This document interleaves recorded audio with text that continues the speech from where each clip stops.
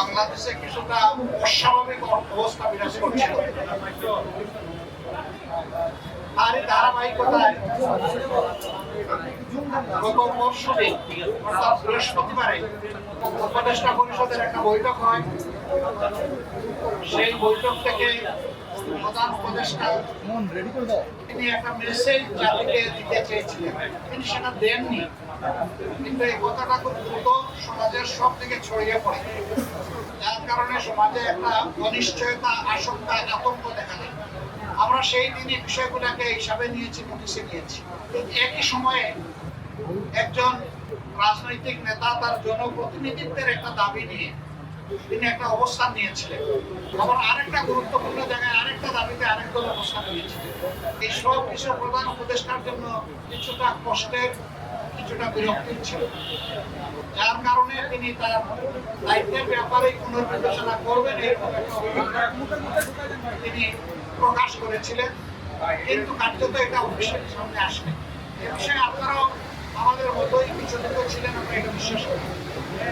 কারণ দেশ আমাদের সবার, দেশ ভালো থাকলে আমরা সবাই ভালো থাকবো। 24 জুলাই বিপ্লবের মধ্য দিয়ে দেশে একটা পরিবর্তন এসেছে, কিন্তু এই পরিবর্তনে এখন যারা নেতৃত্ব দিচ্ছেন সরকারে, তাদের পরিচয় হচ্ছে যে তারা কোনো পার্টিকে বিলং করবেন না।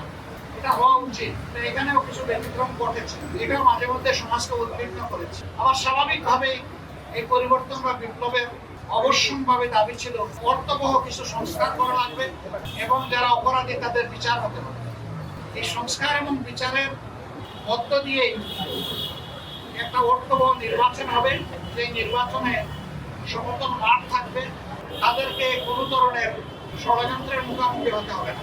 এখানে পেশি শক্তি এবং কালো টাকার প্রভাব চলবে না। 15.5 বছর মানুষ তিনটা নির্বাচনে তার ভোটের অধিকার প্রয়োগ থেকে বঞ্চিত হয়েছে। এবার তারা নিঃসংকোচে নিজের এই অধিকারটা প্রয়োগ করতে চায় এবং এই সুযোগ পাবে, নিশ্চিত হবে। এটি হচ্ছে জনগণের দাবি। প্রধান উপদেষ্টা ইতিমধ্যে কয়েকবার তিনি বলেছেন নির্বাচন তিনি দিতে চান এই বছরের ডিসেম্বর থেকে শুরু করে আগামী বছরের জুনের মধ্যবর্তী কোনো এক সময়।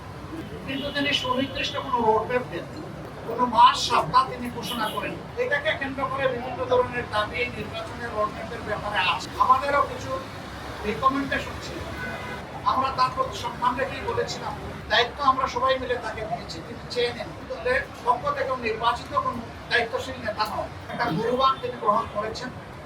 তাকে আমরা তার সম্মান বজায় রেখে দেশের স্বার্থটা তিনি দেখবেন, সেটা আমরা সবসময় বলে আসছি। আমরা বলেছি দুইটা বিষয় স্পষ্ট করা দরকার। একটা নির্বাচনটা কখন হবে, আপনি যে সময়সীমা দিয়েছেন এর ভিতরে জনগণের কোনো ধরনের বড় ভোগান্তি না হয়ে একটা কমফোর্টেবল টাইমে এই নির্বাচনটা হওয়া উচিত আমরা বলি।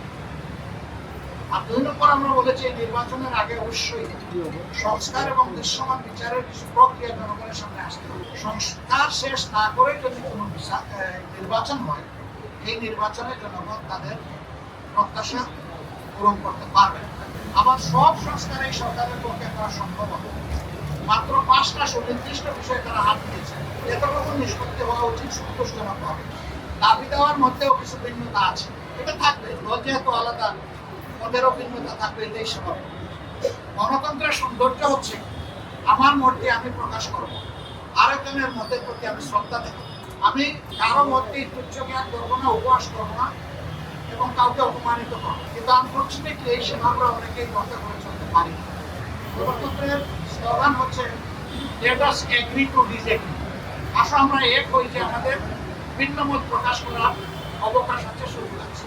ভালোবাসার জায়গা থেকে দায়িত্ববোধের পরিচয় দিয়ে আমরা সবাই যদি এগিয়ে আসি এবং আমরা যদি সংস্কার প্রক্রিয়াকে অর্থবহ সহযোগিতা করি, তাহলে একটা অর্থবহ সংস্কারের মধ্য দিয়ে একটা অর্থবহ নির্বাচন নিশ্চিত হতে পারে ইনশাআল্লাহ। আপাতত দৃষ্টিতে তা কিছুটা কেটেছে, আমরা এর স্থায়ী নিষ্পত্তি চাই। আমরা মনে করি যে 2টা রোডম্যাপ ঘোষণা করলেই তার অনেকটাই সমাধান হয়ে যাবে। একটা হচ্ছে সংস্কারের রোডম্যাপ, আর একটা হচ্ছে নির্বাচনের রোডম্যাপ। দুইটাই অতীব গুরুত্বপূর্ণ বলে আমরা মনে করি। আপনারা আজকে এখানে এসেছেন, আপনারা ইতিমধ্যে বিএনপির বন্ধুরা এসেছেন, তাদের কথা আপনারা শুনেছেন, আমাদের কথা আপনারা ধৈর্য ধরে শুনবেন।